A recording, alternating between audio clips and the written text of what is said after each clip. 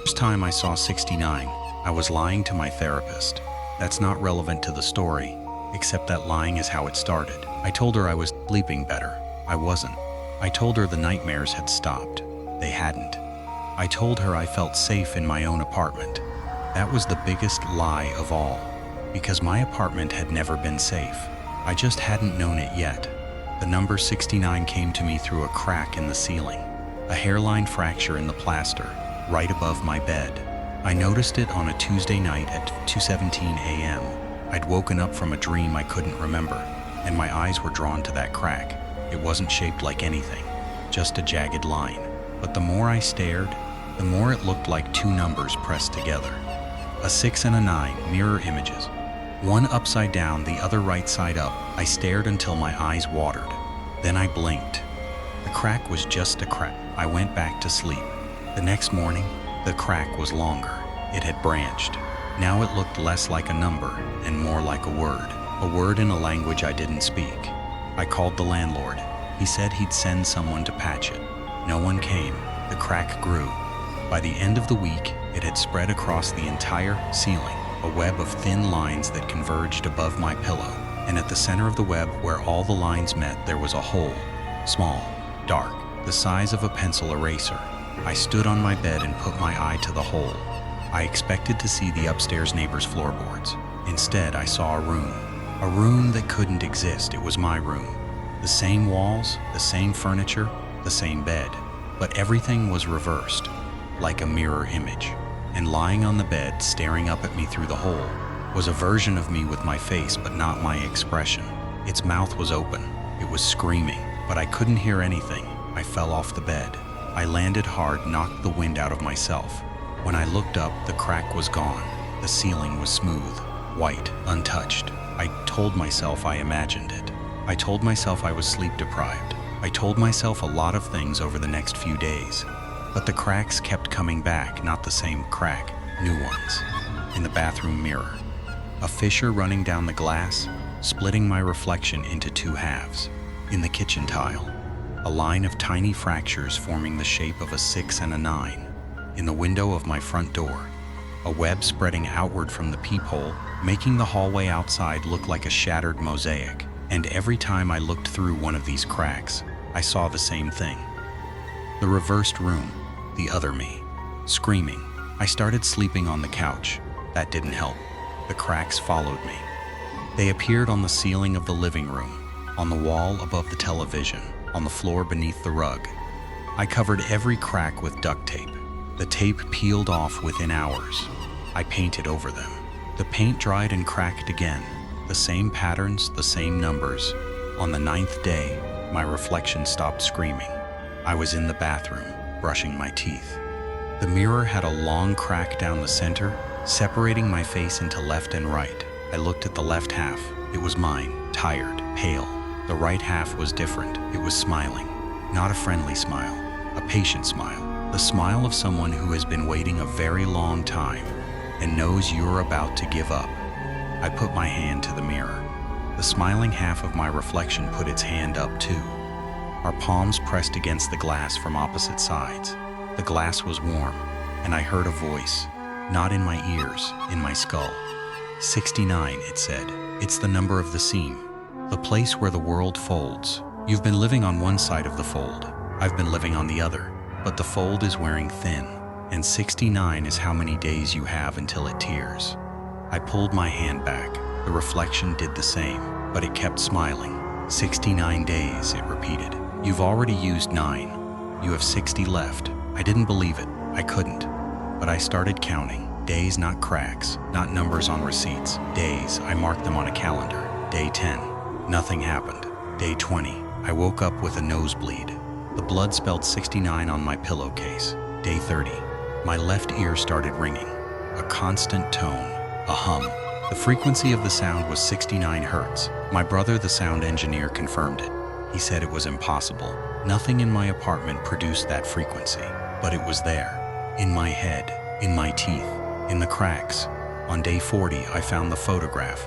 It was in an old shoebox in my closet. I'd never seen the box before. It was made of carved wood, dark and heavy, with no markings except the number 69 burned into the lid. Inside, a single photograph, a picture of me, but not me, a version of me standing in a room that was my apartment but reversed. Everything backward. The books on the shelf were in mirror writing. The clock on the wall ran counterclockwise, and I, the other me, was standing in the center of the room, pointing at something.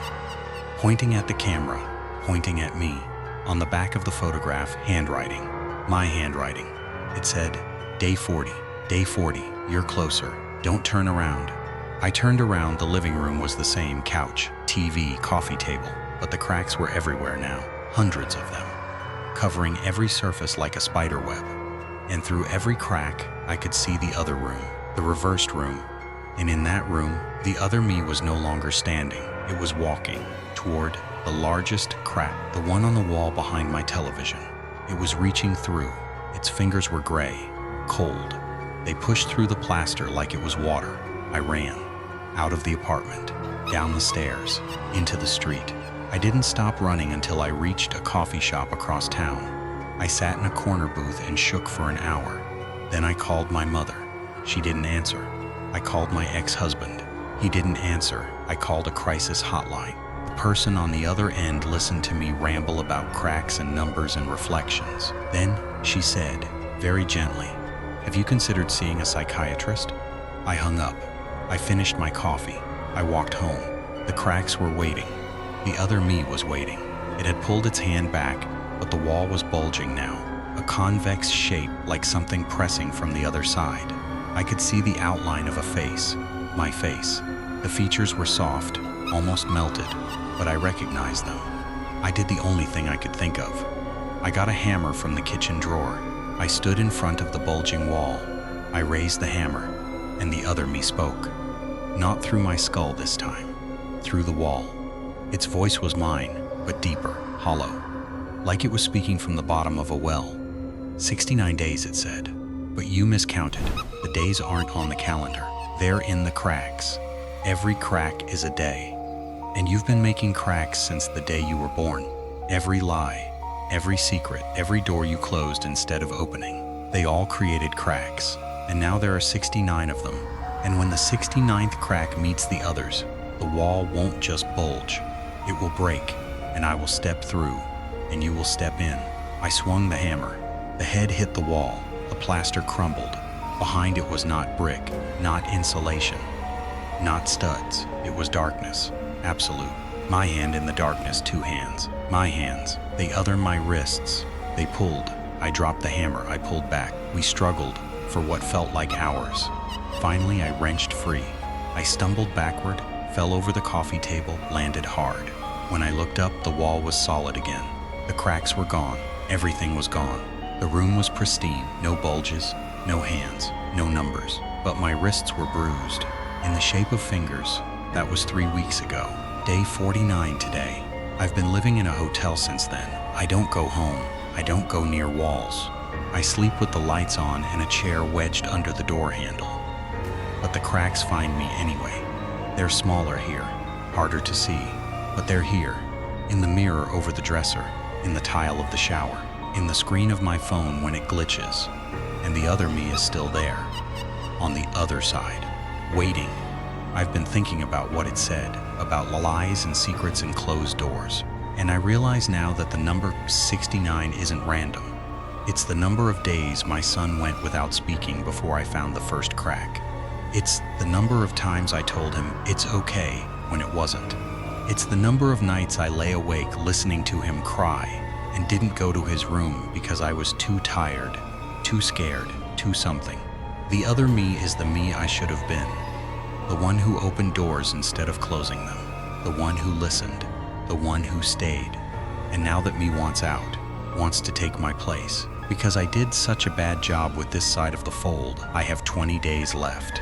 20 days until the 69th crack. 20 days until the wall breaks.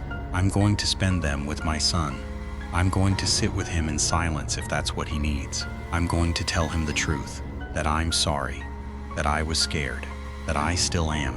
Maybe that will seal some of the cracks. Maybe it's already too late. But here's the part I can't tell him. The part I can only tell you. 69 isn't just a countdown, it's a mirror. And when you look into it, you don't see what's behind you. You see what's ahead. The person you're becoming. The person you've been avoiding. I see my son. He's grown now. He's standing in a room with reversed furniture and a clock that runs backward. He's looking at a crack in the wall, and on the other side of the crack, he sees me. The real me. The one who stayed. The one who listened. He's reaching for the crack. He's pushing his fingers through. Don't look at the ceiling tonight. Don't count the days. Don't wonder what's on the other side of the mirror, because the other you is already counting, and it's almost out of patience. Day 49, 20 to go. I'll see you on the other side, or maybe you'll see me. It depends on which side of the crack you're standing on.